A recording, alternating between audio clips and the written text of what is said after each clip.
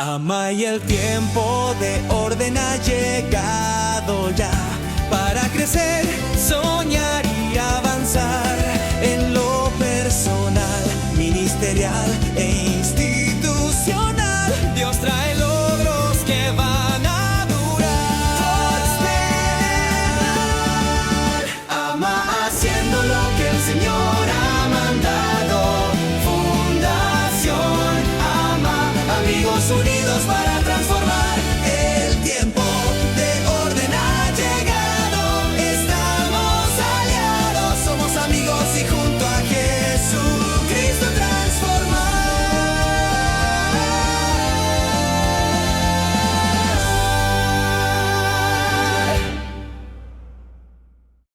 Bueno, agradecidos a Dios que nos regala la vida, que si nos levantamos esta mañana es porque el plan A continúa, ¿verdad? Eso era lo mejor que tenía para decirle para que no se sientan corregidos.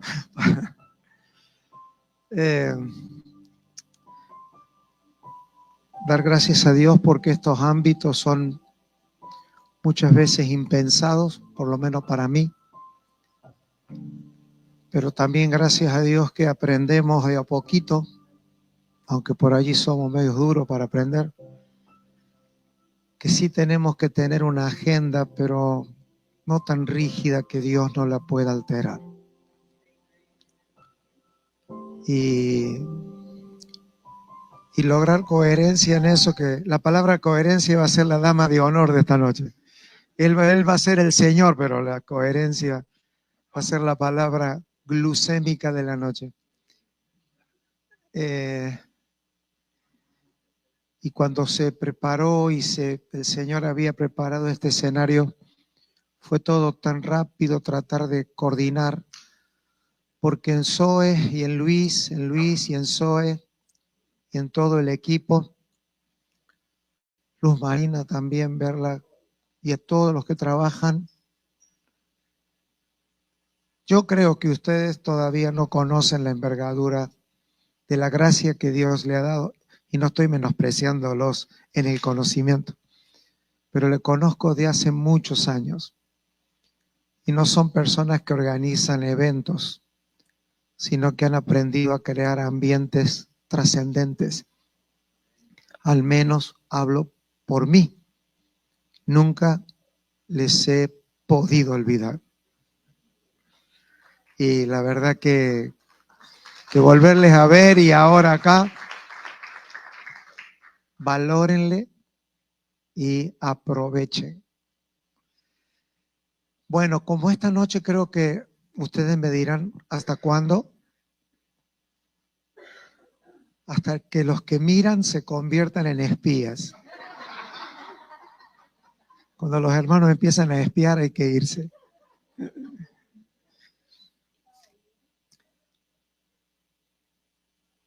Nunca me presento porque no hace falta, salvo una excepción como la de hoy,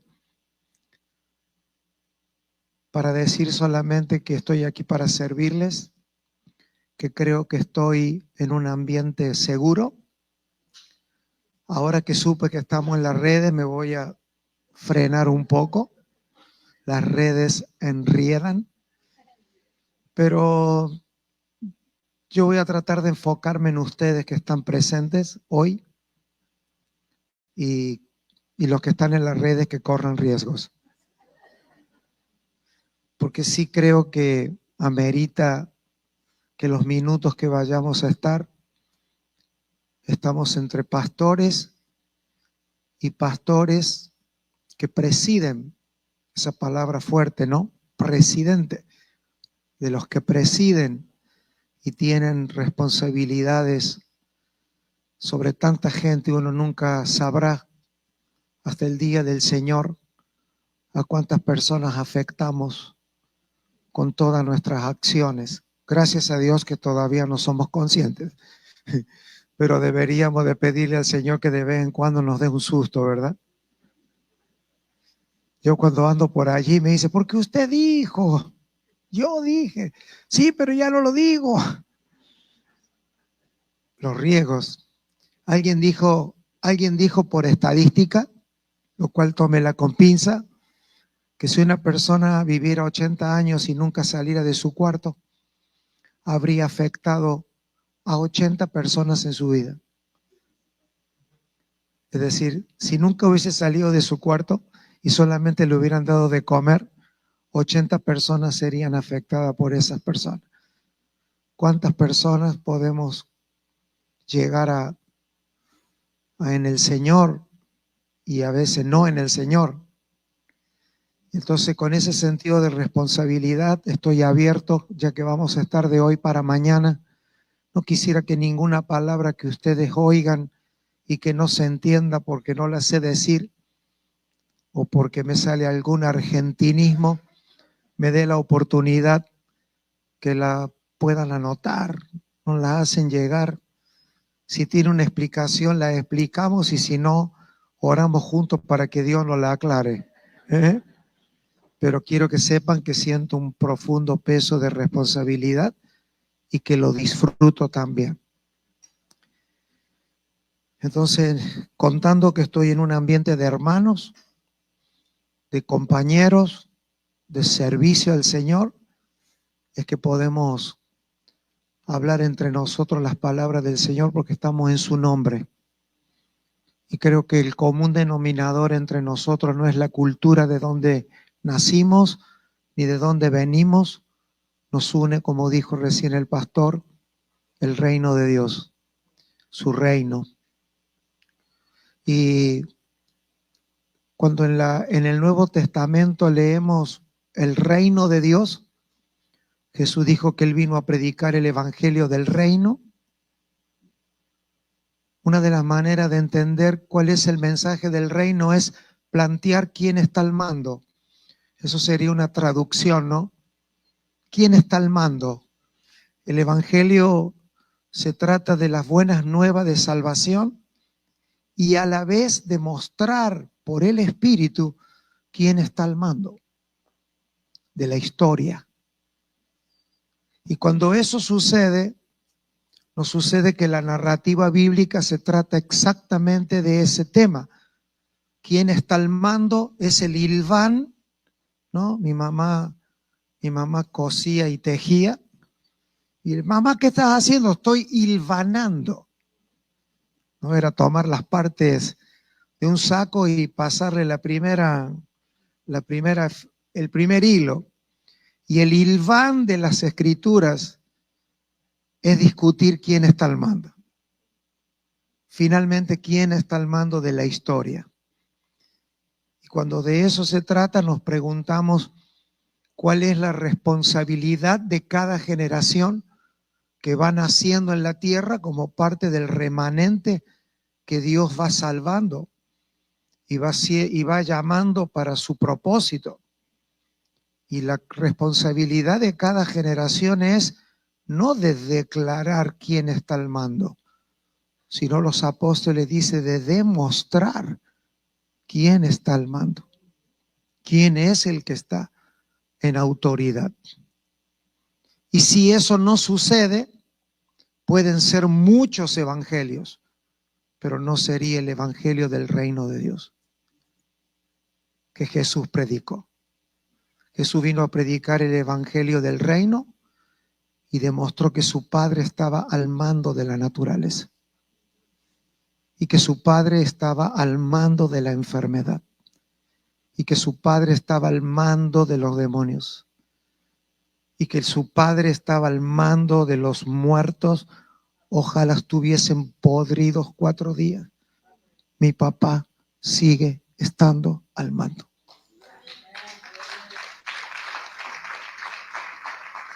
Y la gente no se preguntaba de qué asociación es, sino de dónde sacó esta autoridad y este poder. Y cada generación tiene que hacerse exactamente la misma pregunta. Toda la Biblia se trata de eso, ¿verdad?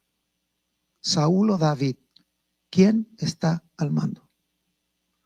Para los hombres, Saúl. Para Dios, David. ¿No? ¿Quién está al mando entre los filisteos? ¿Sansón o los filisteos. Y aunque Sansón estaba sin ojos, estaba pagando el precio de su propia negación. Un día se tocó la cabeza, el pelo volvió a crecer y el pensamiento es: Dios sigue estando al mando y la persona soy yo.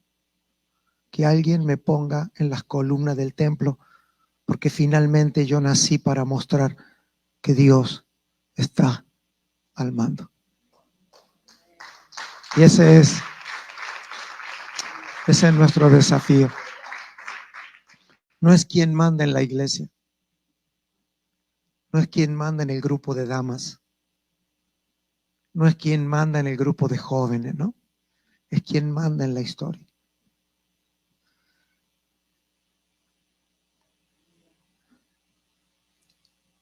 Si tenemos que colaborar y con Juan Balistreri adentro, yo no salgo de esta reflexión. Es durísimo hablar de estos temas porque uno habla de coherencia y es lo primero que le van a pedir. ¿Y usted qué, no? Bueno, vamos a asumir el riesgo de que si no lo podemos cubrir todo, qué bueno es que se nos estire la tienda y la podamos llenar. Porque el Evangelio tiene algo que resolvió el Señor en la cruz. Derribó todos los sistemas acusatorios de nuestra mente. Y para eso tenemos el trono de la gracia. El trono de la gracia existe porque es el trono del reino y porque allí nosotros podemos servir a Dios de limpia conciencia sin que los sistemas acusatorios nos estén cobrando todo el tiempo nuestros errores, porque para eso tenemos la gracia del Señor. Entonces podemos hablar de estos temas, aunque sabemos que ninguno de los que estamos aquí solos damos la medida, porque esa es la diferencia entre el antiguo pacto y el nuevo pacto. En el antiguo pacto tú encontrabas hombres a la medida porque era uno, pero cuando pasas la cruz no hay un individuo que alcance a la medida, porque Dios no decidió hacerlo con una persona, decidió hacerlo con un cuerpo, ¿no? Entonces, si Dios lo va a hacer con un cuerpo, usted está atado a mí y yo a usted, aunque no le guste. Y a mí no me gusta, pero de la vida se trata de lo que no nos gusta. Es decir, somos seres desestabilizantes o estabilizantes en una congregación o en una institución. Todo está funcionando bien hasta que uno explota la bomba, ¿no? Y ahí todo se desestabiliza y dice, ¿cómo puede ser? Porque así es el diseño. Así es el diseño. Y es lo que más nos ha costado comprender como generación. Entonces, por eso nos abstraemos a las asambleas locales, queremos mantener el control en las cuatro paredes, porque no nos animamos generacionalmente a esto y decir, mira hermano, que si usted no ora, nadie está orando. No, pero acá está la hermanita que ora 4 horas. Sí, que Dios siga bendiciendo a la hermanita, pero alguien le tiene que decir, hermanita, si no somos todo, esto no va a funcionar. Y también habría que decirle a la hermanita, mire, lo que está pidiendo nunca va a suceder porque está pidiendo mal. Porque son niveles de correcciones para los cuales no todas las generaciones han sido entrenadas por Dios y por su espíritu y por sus instrumentos a tener una generación inofendible y transferible. Encontrar personas inofendibles es un hallazgo. Trate de mover a alguien en la iglesia de un puesto a otro y le va a costar más que salvar a un endemoniado. Está agarrado así. Pero el espíritu de toda transformación generacional tiene que ver con personas que han disminuido su capacidad de ofendibilidad, que sería como ser salvo, ¿no? Se supone que un salvo hace eso, pero estamos definiendo muchas cosas como generación y los últimos 50 años han sido 50 años, no es algo que, no estamos inventando la rueda, Estamos tratando de terminarla nomás. Pero tenemos una tarea generacional hoy en todo el mundo. Tengo 65 años y 9 meses en la iglesia. Porque mi mamá quedó embarazada y ella iba a la iglesia. Todos los añitos que usted ve en este cuerpecito estuvieron dentro de la congregación. Toditos. Cuando yo era joven y me preguntaba, ¿y usted nunca se fue al mundo? ¿Para qué? Si estuve en la congregación. O sea, ¿qué puede haber de peor en el mundo que no sea en la congregación? Pero déjeme definir el concepto, por favor, porque ya algunos me están crucificando. Alguien que siendo cristiano se va al mundo para ver qué del mundo es porque nunca estuvo en la congregación. Porque confundimos la congregación con la iglesia, ¿verdad? Siempre la iglesia está escondida detrás de la congregación. Y la congregación tiene un sistema centrífugo maravilloso, ahí donde se mueve la gente, los domingos, el culto, el que te pide prestada plata y no te la devuelve, el que te dice que te ama y al otro día se va. Todo eso es la congregación. Es un sistema interesante, centrífugo, que se encarga de repeler. Es como el esperma que tiene que hacer un viaje contracorriente para arriba para llegar al óvulo. Por eso hacen falta 300 millones para que llegue uno. Así es la congregación. La congregación es un sistema centrífugo que se encarga de que a la iglesia llegue el que verdaderamente conoció. Pero allí, mientras que uno está en la congregación, que es el centro de reciclaje de la basura humana, nadie se atreve tanto como la iglesia, hermano, a agarrar la basura humana y convertirla en hijo de Dios. ¿Quién se anima a eso? Es más fácil tener una fábrica en Detroit que ser en la iglesia. ¿Sí o no? El tema es hasta que sobrevives a eso. O sea, cuando dijo, menos mal que esto no era la iglesia, miles de personas quedan en el camino. Entonces, coherencia hay que plantearla desde la congregación,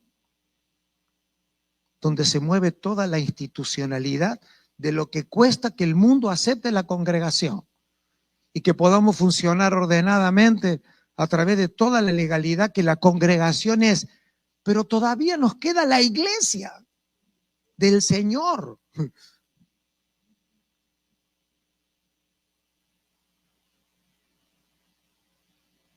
Y después de todos los años que uno ha vivido en la congregación, yo ya me divierto. Es maravilloso, no es divertido en el sentido más duro de la vida. Es como que, Dios mío, tenemos que pensar en los hijos y en nuestros nietos y en las generaciones, porque si uno está pensando en uno, nunca está listo para los cambios. Porque nosotros nos acomodamos. Lo que tenemos es la edad que tenemos algunos de nosotros, ya como yo pensé que iba a llegar a esta altura de mi vida y íbamos a estar así como sentados en un sillón vendiendo sabiduría. Y creo que cada vez que me levanto a la mañana le digo a Dios, hoy ni se te ocurra, Señor, llevarme con todo lo que podría resultarte si me dejas vivo. Porque es como si ni siquiera hubiéramos empezado. Pero es lindo lo que estoy diciendo. Es ganas de vivir, porque hay una luz que ha ido en aumento, pero la gestión no se puede evadir. La gestión que se nos ha puesto en el Señor. Quisiera proponerle en el Señor 2 palabras para trabajarlas hoy y mañana y de allí caminar. Estas mesas y estos trabajos que yo creo en mi espíritu que van a ser lugares más trascendentes para un pastor que su propia congregación. Yo le llamo, lo cual no es importante, pero yo le llamo vínculos superiores.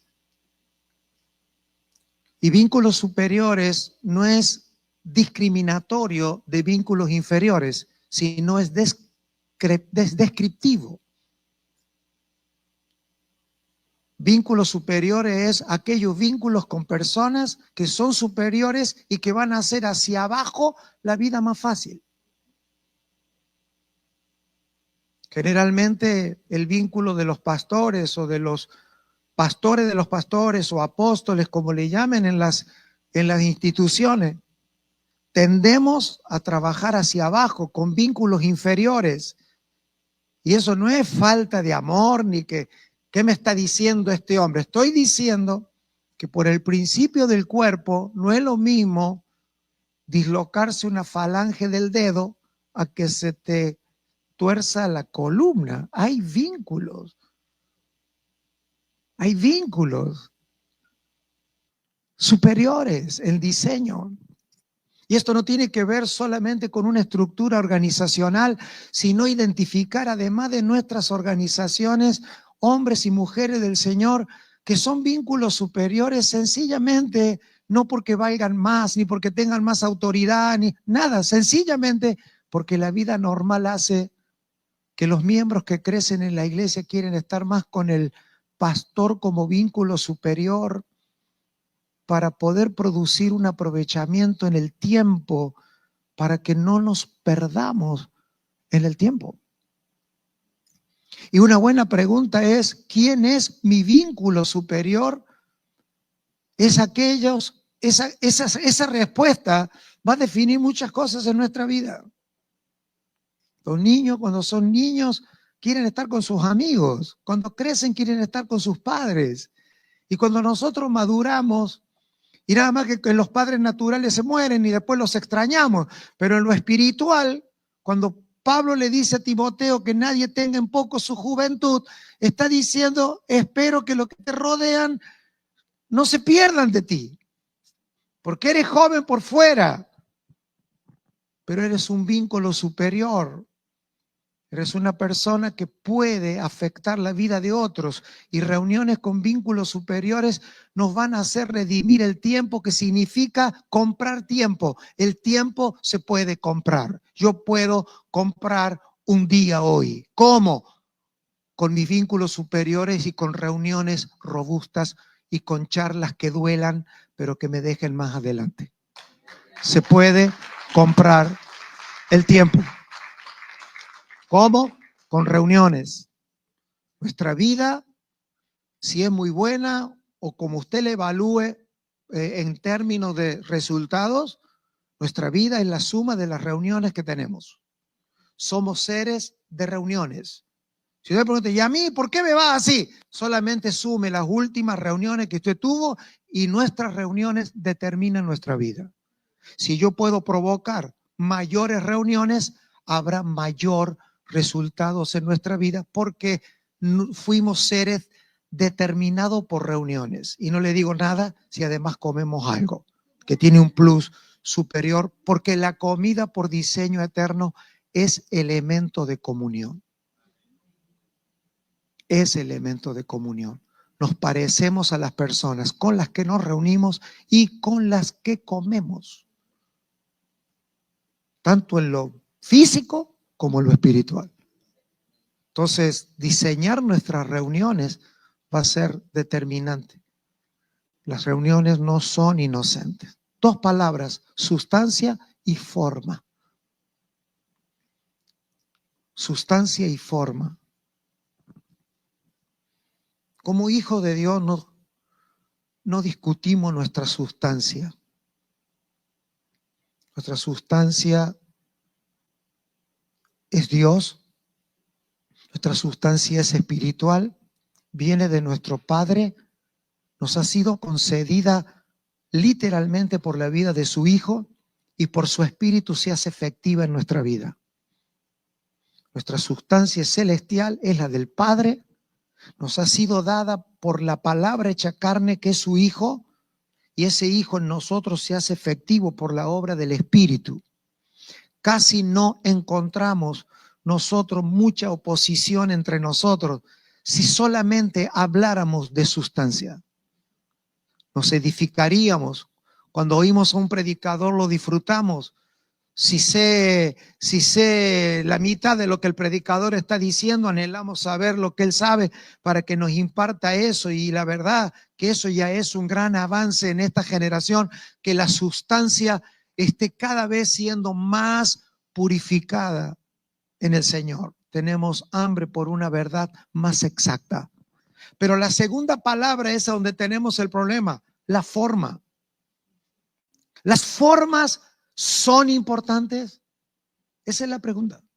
¿Las formas son importantes? Es una conversación evadida.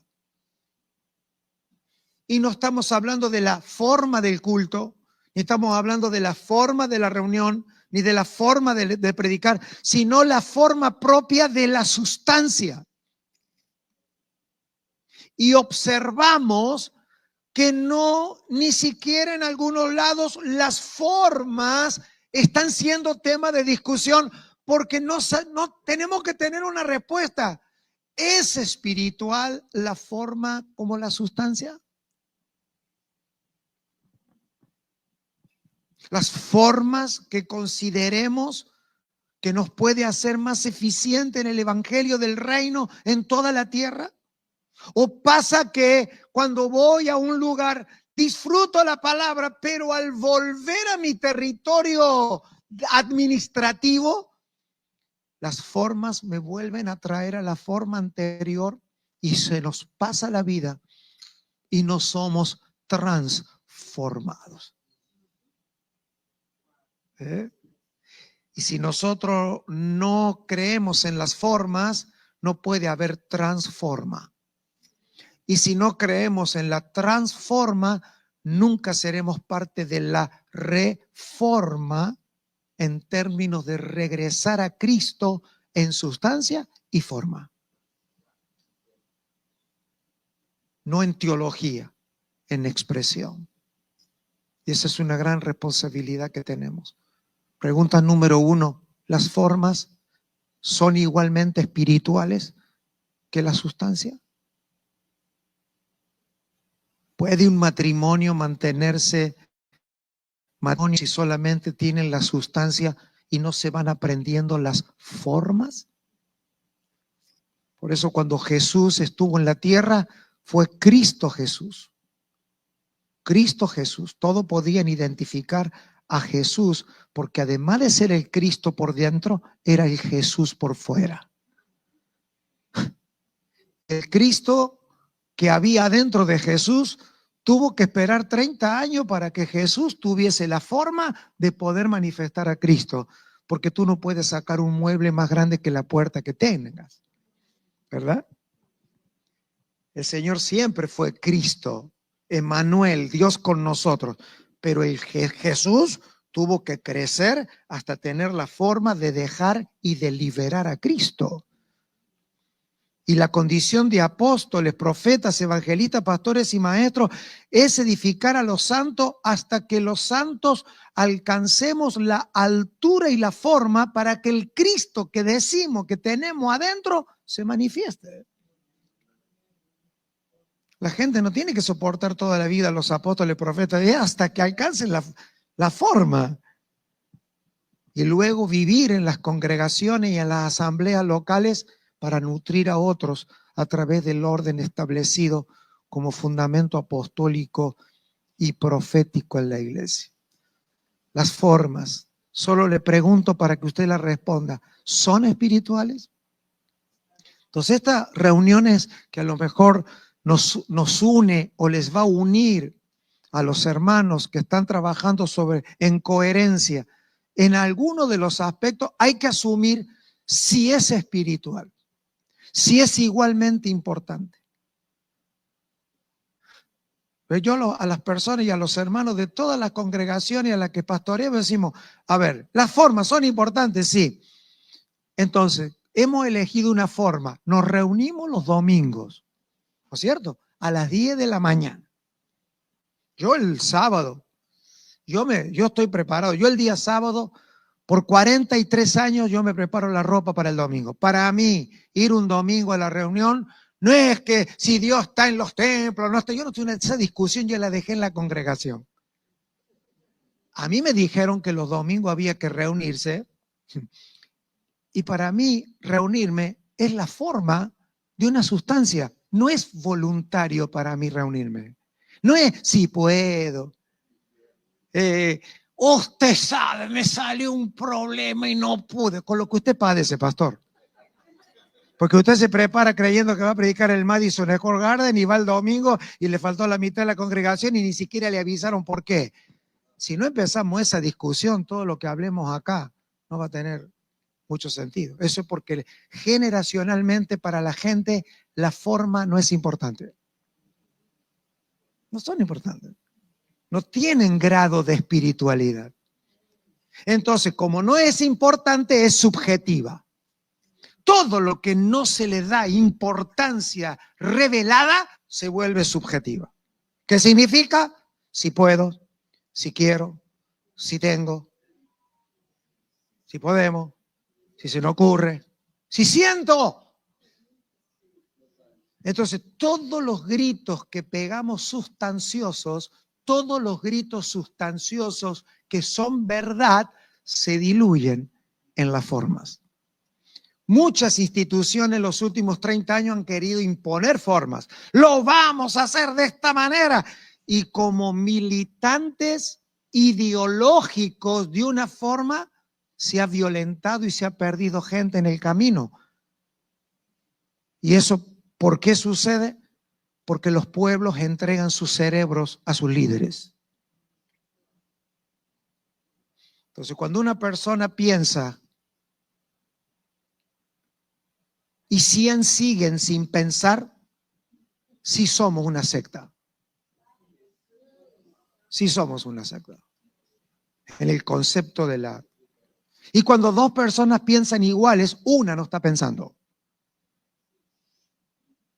Porque ahí está la riqueza de que pensar igual no es pensar como Juan, es pensar como la mente de Cristo. ¿Cómo lo haría el Señor? Y esa discusión mata todo porque nadie tiene la única posición, es en el Señor. Sustancia y forma. Ustedes me tienen que decir, hagan así y yo. Yo tengo hasta el miércoles, pero no sé ustedes. En esto quiero comenzar, a ver, ustedes estén orando en su corazón para que yo pueda encontrar palabra en el Espíritu, porque esto también es para mí. Aquellos, y creo que todos ustedes, sabemos, salvo excepciones, que tenemos nosotros cierto enamoramiento con la iglesia primitiva. Los que venimos de cuna cristiana, como se dice. La cuna era cristiana, el que estaba adentro no se sabe, pero la cuna era cristiana.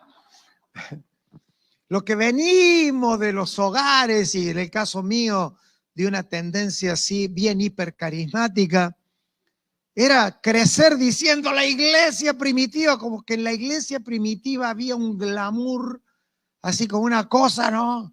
Y nunca faltaba que cuando alguien se dormía, ¿por qué tenemos que volver a la iglesia primitiva? Todo bien con eso, no va a creer que yo voy a criticar eso. Solo debo de decir que conforme pasan los años, la iglesia, que yo no le llamo primitiva, sino temprana, tenía sus serios problemas. Tenía sus serios problemas. Y sus serios problemas estaban justamente en no entender las formas. Por favor, no me confine la palabra forma a cómo hacer culto, discipulado, ni evangelismo. No estamos hablando de la silueta institucional y cultural de la iglesia. Estamos hablando de otra forma. De la forma que el guante toma cuando usted me pone la mano. Si usted le venden un guante con 7 dedos, usted lo va a devolver. Entonces, estamos hablando de una forma que encapsula algo y que lo expresa. La iglesia primitiva, con todos los enamoramientos que la iglesia ha tenido, por lo menos eso, de ahí deberíamos de ir a la iglesia primitiva. Gracias, mi hermano. Pase con toda confianza.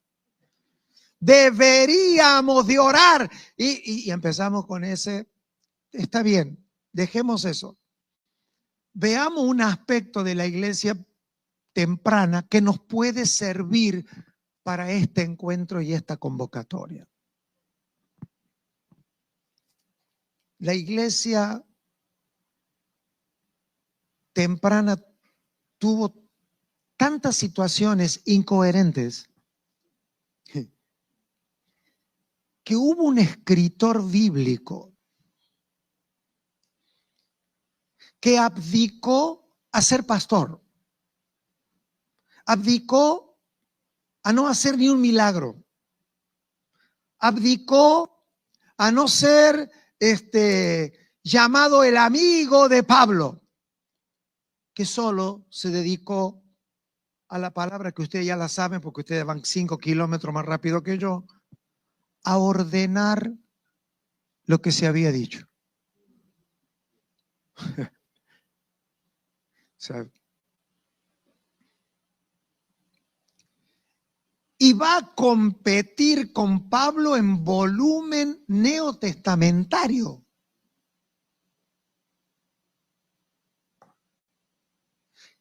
Y la razón por la cual eso sucedió, creo que es competente en el espíritu a todas las generaciones. Alguien va a tener que abdicar de bajarse del caballo ministerial que heredé para ver si podemos poner en orden un poquito todo lo que oímos. Y no, yo lo quisiera ver a Lucas compitiendo con YouTube. Porque estoy hablando de San Lucas. Mire, haría falta una legión de Lucas para ordenar lo que se dice por YouTube. ¿Cómo haces? Imposible. Pero al menos por el Espíritu y creyendo que si es por el Espíritu, sí podemos competir con las redes sociales. Y no competir porque no la creamos, ni porque la andemos, que no la andemos de resistente porque vinieron para quedarse. Solo decimos que hay toda una corriente a través del pensamiento de las redes que sí han afectado. Y quien quiera negar eso es un negacionista. Entonces, San Lucas se va a dedicar a ordenar la historia. Y no me quiero quedar allí porque sé que usted ya lo ha hecho, seguramente usted esto ya lo predicó y qué bueno que eso estar allí. La pregunta es, ¿cuál es el estímulo de Lucas para ordenar la historia? ¿Qué lo estimula a él? De todo lo que pudiéramos encontrar en el Evangelio de Lucas y Hechos de los Apóstoles, que para esta ocasión yo le pediría que lo llamemos Primera de Lucas y Segunda de Lucas, porque eso ya nos ubica. Primera de Lucas, Segunda de Lucas. Es interesante porque muy nunca oí que hagamos con Lucas lo que hacemos con los demás escritores bíblicos. Hermenéutica básica dice, si usted quiere entender la carta a los Efesios, no la descuartice, averigüe quién eran los Efesios. Porque los destinatarios son importantes en la interpretación básica de la Escritura. No puedo colgarme de Colosenses 3 sin saber quién eran los colosenses porque voy a salir con una bibliolatría que voy a traer confusión. Entonces, básica de la hermenéutica es quién eran los colosenses, en qué pensaban ellos, quién eran los efesios, por qué los gálatas se desviaron y Pablo los tuvo que exhortar. Es curioso porque a Lucas y a Hechos no preguntamos quién era Teófilo.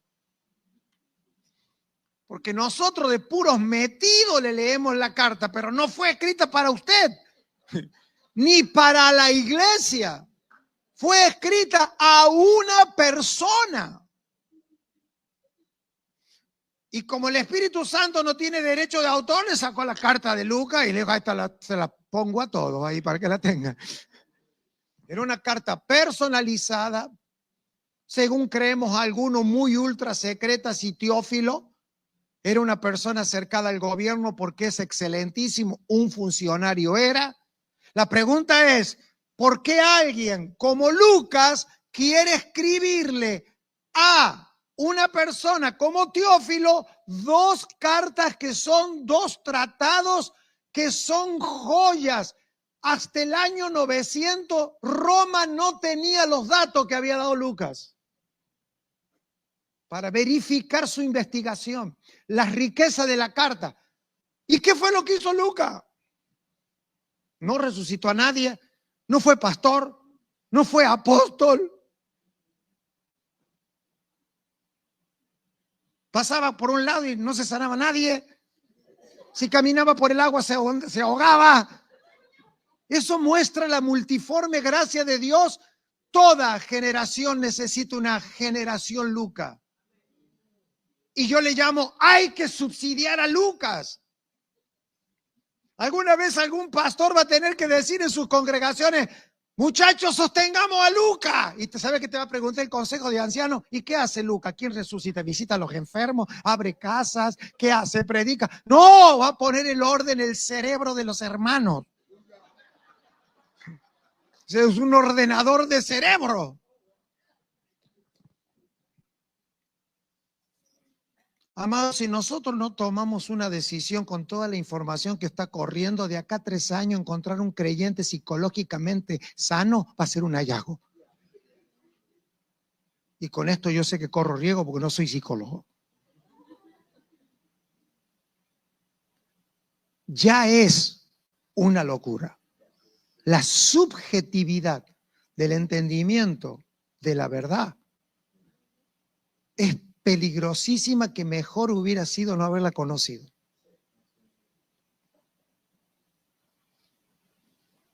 Y esto amerita muchas reuniones como estas en las que todos deberíamos de hablar. ¿Cómo y a qué se parece el promedio de congregación de las que están aquí representadas en términos reales, sin que nos sintamos ni acusados? No, generacionales y transgeneracionales. No voy a decir en los Estados Unidos, voy a hablar de una estadística, y como esa estadística no le dé importancia. En el mundo anglo, 70% de los pastores padecen de ansiedad. 70% en círculos que hemos hecho investigación. De cada 10 pastores, 7 en el mundo anglo. En el mundo hispano, de cada 10, 4. Pero ¿sabe qué dice el informe entre paréntesis? Lo que pasa es que algunos, por ser hispanos, lo disimulan muy bien.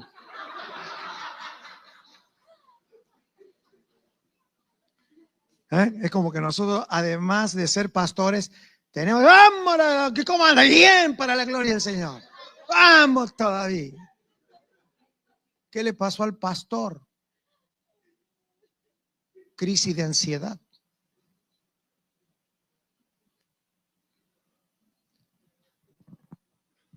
Amados, los pastores somos los únicos seres humanos que nos sentamos a atender a la gente y no sabemos de qué se va a tratar la conversación. Yo visitando a mi cardiólogo me dice, sí, ustedes los pastores tienen que cuidarse. Y le digo, para usted fácil. Dice, ¿por qué? Mire, le digo, toda la gente que usted tiene allá afuera, ya somos amigos de 40 años, toda la gente que está allá afuera, ¿sabe por qué viene? Porque usted es cardiólogo. Si llega a venir uno acá adentro que tiene la uña encarnada, usted le dice, se equivocó de consultorio. Yo no. Entra uno por la puerta, solo Dios sabe de lo que va a hablar esa bestia. Solo Dios. ¿Para qué quiero saber la bestia del Apocalipsis si a veces uno no sabe a quién va a atender cuando viene a la oficina? Te cae uno un lunes a la mañana. Ay, pastor, el mensaje de ayer. Y el corazón del pastor. A las 9 le entra el otro. Quiero decirle que mi tiempo en esta iglesia terminó.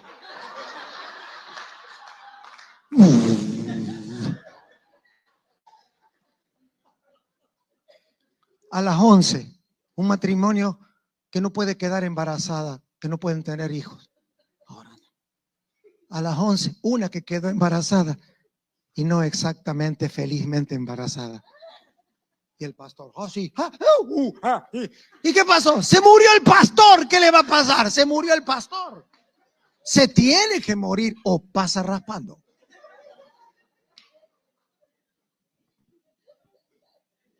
Y no voy a usar tanto la palabra incoherencia porque te la voy a gastar, pero pasa por un asunto de gestión. Es una locura en que en la manera, el mundo está más loco. Y la materia prima que viene del mundo está muy desestabilizado. El hombre no cayó en pecado, hermanos. ¿De dónde sacamos eso que el hombre cayó en pecado? El hombre sigue cayendo en el pecado. O sea, no es que ¡pum! Y lo levantamos del piso. No. La caída es indetenible. La degradación es indetenible. Lo que tiene que haber es un cambio de tecnología en la forma en la que el Señor quiere llevar adelante su propósito. Y ahí es donde necesitamos todas las herramientas que funcionen dentro del orden de Dios. La palabra coherencia la deben haber definido 500 veces, esta es la 501. Significa conectar, relacionar, unir, que tenga una correlatividad. Pero en las Escrituras, y quiero conectar esto con ansiedad, porque cuando no hay coherencia, el precio es la ansiedad. O sea, ¿qué se cobra la incoherencia? Ansiedad. Y es interesante porque la palabra ansiedad no es del siglo XXI, aunque se le llama la enfermedad que muerde. La enfermedad que muerde se le llama la ansiedad, ¿no? Que te mata de a poco. La palabra ansiedad fue dicha por el apóstol Pedro. Por el apóstol Pedro. Y Pedro, no, que yo sepa, no hizo psicología. Sin embargo, hablando de los que apacientan la grey, es interesante, porque hablando de los que apacientan la grey, no los que pastorean. Apacentar es más que pastorear. El que pastorea da pasto, pero el que apacienta con un ojo da pasto y con el otro ojo cuida a los enemigos del redil. Entonces, apacentar. Claro, cuando usted tiene que estar con un ojo cuidando que el diablo no se meta y con otro ojo tiene que estar cuidando que lo que la oveja come, usted está expuesto ¿a qué? A una crisis de ansiedad si las expectativas que nosotros tenemos están en las personas.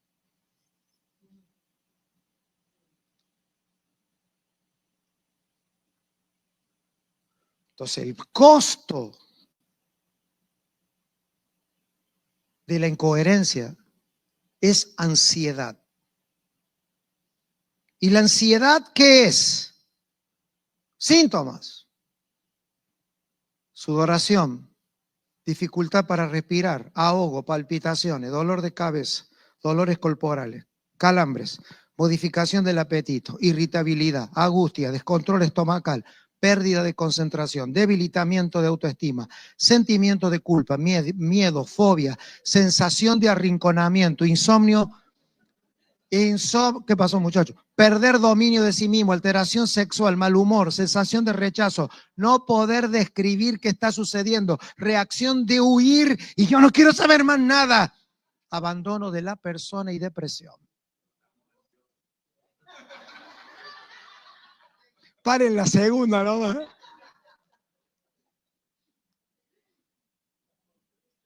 Soluciones del mundo, farmacológicos, remedios caseros, prácticas orientales de superación, meditación trascendental o ir el domingo a la iglesia. Acto de religiosidad. Me hace bien venir el domingo, usted sabe. Oh, yo, pastor, me siento el domingo. No, ese quiere irse de la casa, no quiere venir a la reunión. Hay un montón de conceptos cultivados que tienen 100 años entre nosotros y nos resultan normales y no lo son. Y no estoy diciendo que todo está mal, estoy diciendo, amados, que los creyentes ya casi no piden citas pastorales en ciertas crisis. ¿Sabe qué se recomiendan entre los creyentes? Deberías ver al psicólogo. ¿Y el pastor? ¿Y para qué predique el domingo? Y la gente va al psicólogo, paga unas sumas tremendas de dinero, pero cuando tiene que sacar una ofrenda del bolsillo, parece que tuviera el diablo así. Y a esto hay que ponerle nombre, mis amados, en esta cumbre. Para mí esto es una cumbre. A mí no juegan esas palabras en mi cabeza. Me pesan muchísimo. Es decir, hay mucho por cubrir de la iglesia más allá del domingo. Hay muchas cosas más y gracias a Dios por las gracias que Dios está dando. Dígame, por favor, en serio, por lo menos cuánto me queda para saber si sigo. Mañana sigo, ¿no? Si estamos vivos, ¿cuántos minutos más puede ser? ¿10? Muy bien. Si pudiésemos solo llegar, ¿por qué Lucas va a tomar una pluma y va a escribirle a Teófilo? Quiero ponerle un subtítulo a esta parte para encontrar la coherencia, por lo menos en esta noche. Quiero salvar a Teófilo de la iglesia. Ese sería el título. ¿Cómo salvar a Teófilo de la iglesia? De la primitiva. Oh, yo hubiese querido, hermano, pertenecer a la iglesia primitiva. ¿A cuál? ¿A cuál? No, es como desmoronar algunos conceptos. ¿A cuál? Y cuando digo salvar a la iglesia me refiero a lo que hice antes, a la congregación, a cómo las iglesias comenzaron a agruparse y a constituirse en lo humano, no a la iglesia del Señor, porque todos sabemos que la iglesia, como toda cosa espiritual, está hecha 2 veces. Todo lo espiritual está hecho 2 veces. Y la iglesia está consumada en Dios, pero a verse en nuestra dimensión. Por eso hay que edificarla.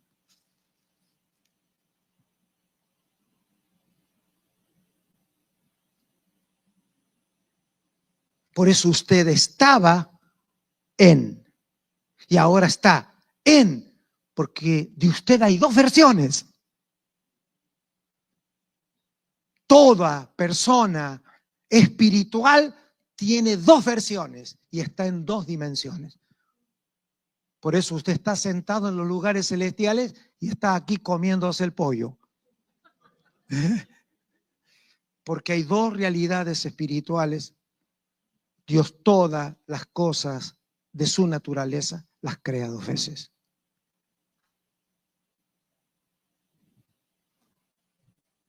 La congregación siempre va a ser la parte humana compleja de que pueda expresar aquello para lo que vive. Por eso cuando definimos la iglesia, ¿cómo la definimos?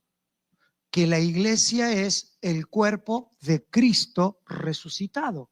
Es decir, cuando Jesús fue a la cruz, murió y resucitó, cuando Él resucitó, eso se le llama la iglesia. Por eso la iglesia es el cuerpo de Cristo.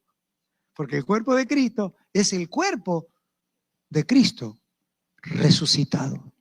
Pero cada generación tiene que modelar en forma humana lo más parecido posible al Cristo que la incorpora. Hasta que todos lleguemos a la medida de la altura del varón perfecto. ¿Cuál es la observancia que hace Lucas? ¿Cuál es la observancia? Pero yo no estoy inventando nada. Puedo defender esto desde las Escrituras. Oh, excelentísimo Teófilo, te voy a poner en orden la historia de cómo las cosas sucedieron. Y fíjese el nivel de espiritualidad que dice, nadie ha dicho mentiras. Yo voy a recopilar verdades. Por eso dice cosas ciertísimas, porque hay una diferencia entre certidumbre y verdad.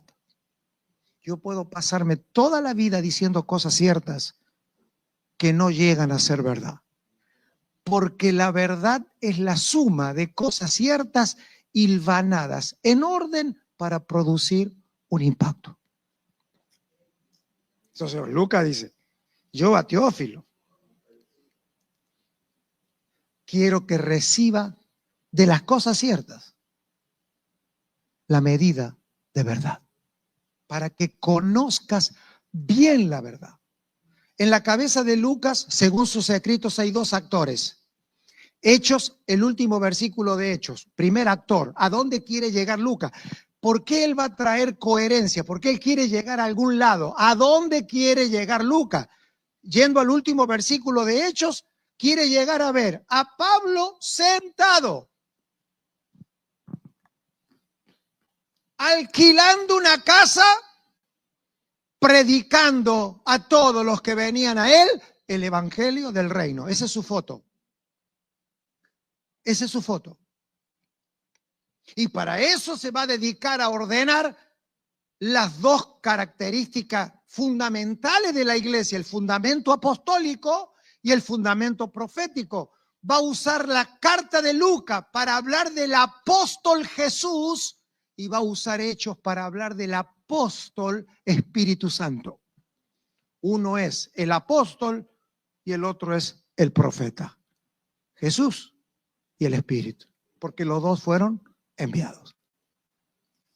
Ese es el fundamento apostólico de la iglesia, que después se replica a través de las gracias que Dios da de apóstoles y profetas. Pero ningún hombre, por más don que tenga, es el fundamento de la iglesia. El fundamento de la iglesia es Cristo y el Espíritu Santo, que es lo que Lucas va a hacer. En todo su evangelio va a hablar de Jesús y en todo hecho de los apóstoles va a hablar de cómo el Espíritu Santo hace efectivo a Jesús en las personas. ¡Qué hermoso! Entonces, si Lucas fuera tu escritor, pastor, apóstol, que tiene responsabilidades presidenciales, ¿cuál sería el objetivo de leer a partir de hoy con los lentes del Espíritu? Lucas y Hechos. Que usted termine sus días sentado, que la palabra sentado significa descansado, para lo que Dios lo llamó y me llamó a predicar el evangelio del reino y no atendiendo las 1001 cosas en las que nos entretenemos en el camino ministerial. Y se lo dice el peor de todos. ¿Sabe qué tiene acá usted? Un confeso. Así que yo tiene algún libro, lo tengo dos, pero no habla de esto. Eso saben de qué hablan esos dos libros. Ahí traje algunos si quieren. Victoria espiritual en el alma.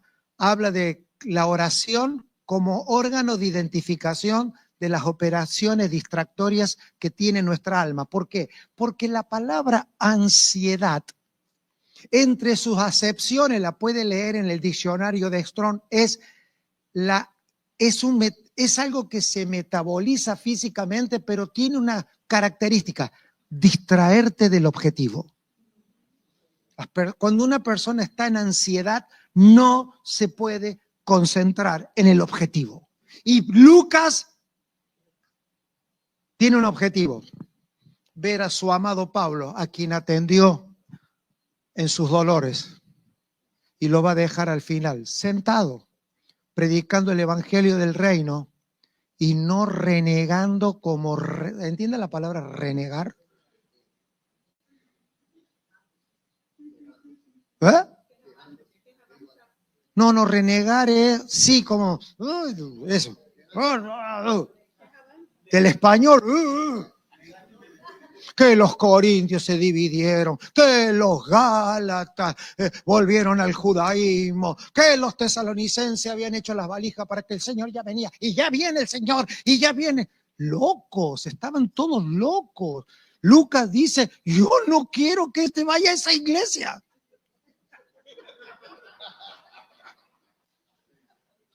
Yo no recomiendo a alguien, por más que tenga todos los dones, yo no recomiendo a alguien, entré a la iglesia y me dieron 24 palabras proféticas hasta que me dijo la patente el auto. Bueno, vete y cómete la patente a ver si te sirve de algo la patente que te dijo el profeta.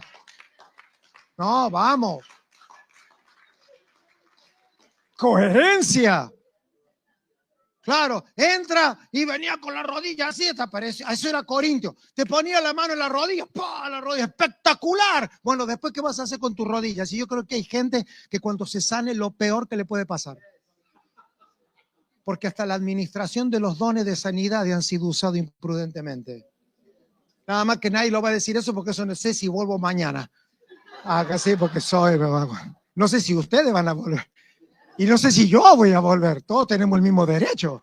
Digo que estamos dando una presentación no irónica, no estamos enojados, estamos viendo la oportunidad histórica que podemos decirnos otras cosas. Lucas dice, te voy a ordenar la historia y mire lo que hace, amado. Va a hablar de Jesús con datos extraordinarios. Lucas es un libro cristológico maravilloso, o sea, no es que estudia a Cristo, lo presenta a Cristo de una manera extraordinaria. Pero cuando empieza Hechos de los Apóstoles, Lucas es como si tuviésemos una cámara de filmar. Si usted lee Lucas, va a leer que hace los primeros capítulos, hace rapidito. Y eran los apóstoles. A Jesús le dio 2 capítulos. A los apóstoles le dio 3, 4. Sí lo presenta Esteban como lo más grande que hay. Porque Esteban es el modelo perfecto. El modelo perfecto de cómo alguien que no es nadie en la iglesia puede parecerse a Cristo. Por eso cuando a mí me preguntan, ¿cómo es un profeta del nuevo pacto? Esteban. Esteban es un profeta del nuevo pacto. Porque leerlo a Esteban es leer a Cristo. Murió de la misma manera, le dijeron la misma cosa, lo acusaron los mismos tipos de personas. Él dijo las mismas palabras antes de morirse. Él era el modelo del profeta, él aplicó a Cristo a su corazón. Entonces Timoteo dice, yo quiero que sepas de nadie, mire, nadie se refirió a Esteban en todas las cartas apostólicas. Todos imitaron a Esteban, hermana. Todos. Esteban se convirtió en un fundamento de la iglesia que aunque no está escrita, su espíritu está escrito, porque hasta Esteban venía matando apóstoles. Se levantaba el apóstol, ¡pum! Va a morir un apóstol. Entonces Esteban se levanta como miembro del cuerpo y va a morir él. Y allí se van a cortar las muertes prematuras de los apóstoles. Y Lucas está con la cámara, ordenando la historia. ¿Y qué quiere Lucas que sepa Teófilo? No los problemas de la iglesia. Quiere que sepan con cuánto dolor las iglesias se plantaron. Y esa es la obra apostólica. La obra apostólica, hermano, no es pasarse la vida renegando con los cabezones que no quieren entender, sino enfocarnos en una nueva. Yo le pido por favor, hermanos, vayámonos esta noche pensando que detrás de cada uno de ustedes hay un Teófilo que usted no tiene ni yo el derecho de meterlo en una forma de iglesia que en vez de salvarlos los puede abortar. No abortemos a los Teófilos que Dios va a traer a tus lomos y a los míos. se va a terminar en nuestra generación las distracciones que han causado gente, turistas de las iglesias, vagabundos bíblicos. Y no estoy hablando de personas, estoy describiendo un espíritu. Todos nos merecemos la misma oportunidad de la gracia. Pero ojo, hermano, que la distracción te roba la vida. Nos roba la vida.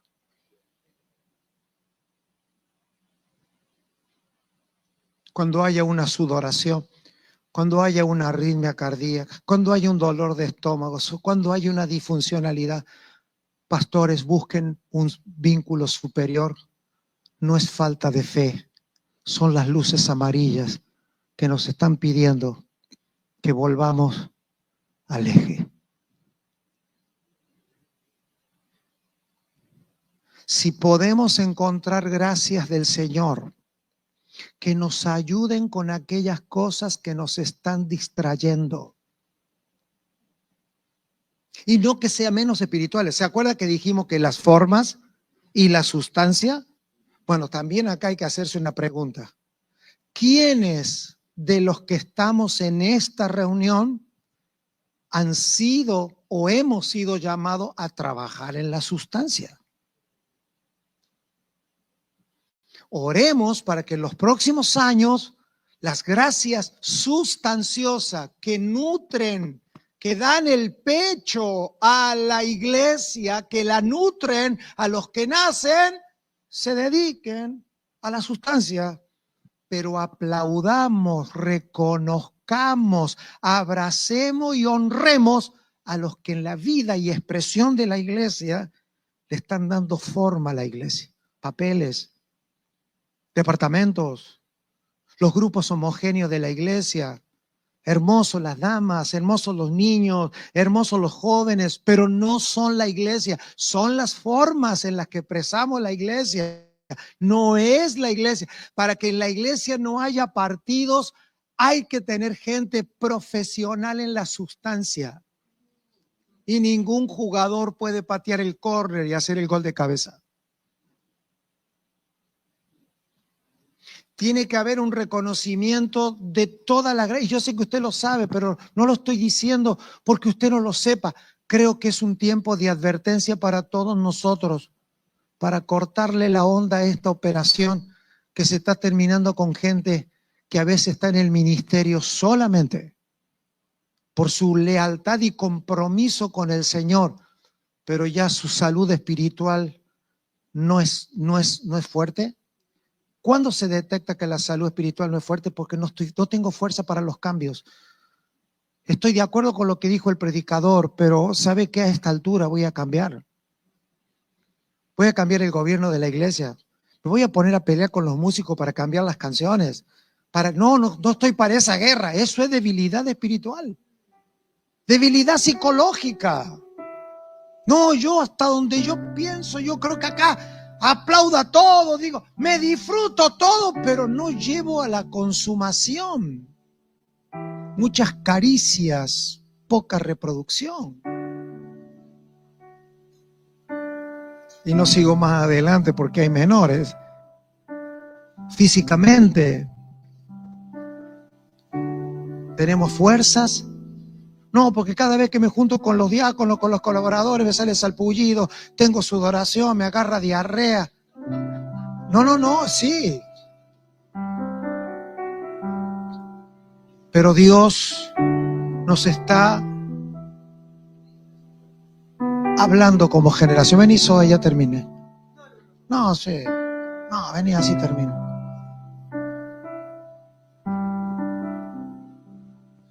Distracciones. Es la misma palabra para afán, ansiedad o preocupación. Con esto termino. Si quieren ponerse de pie, porque cuando se lo veo de pie me voy a acordar que hay que terminar. Gracias porque han creado un ambiente muy hermoso y espiritual. No es esto a lo que yo me dedico todos los días de mi vida. Solo vengo a compartir con ustedes lo que ustedes mismos están viviendo y a veces les toca que alguien lo diga. Pero Coherencia en términos de donde podemos verlo es quiénes nos van a colaborar. No en añadir conocimiento, porque eso no sucede por el Espíritu, a ordenarlo. Amados, yo creo que Dios creó al hombre para que hiciera el propósito 7x24. O sea, cuando a veces, si usted me llega a oír la palabra que el ministerio tiene que volver a manos de profesionales, no la estoy usando humanamente. No lo estoy usando negativamente. Digo a los que se dedican a la sustancia. A los que se dedican a las formas, son igualmente amados por Dios. Nadie discriminado. Yo entro a la iglesia y lo primero que hago cuando entro a la congregación, honro a los que limpian, al que te prepara, quiere un cafecito. Es lo mismo, todo es lo mismo en términos del amor, del valor. Los sistemas de recompensas de Dios no están basados en nuestros dones, está basado en nuestra obediencia, no en dones. Finalmente, ningún don pertenece a nada de mis méritos. Hasta en eso el Señor ha sido tan justo con nosotros. Y creo que por la propuesta en el Espíritu que he oído de lo que está pasando a través de este trabajo, quiero que sepan que no soy un experto en nada. Vengo de una generación que no sabía cómo hacerlo. Estoy agradecido a Dios por todos los años que hemos tenido en la iglesia, pero sí creo y entiendo también lo que decía la pastora Zoe.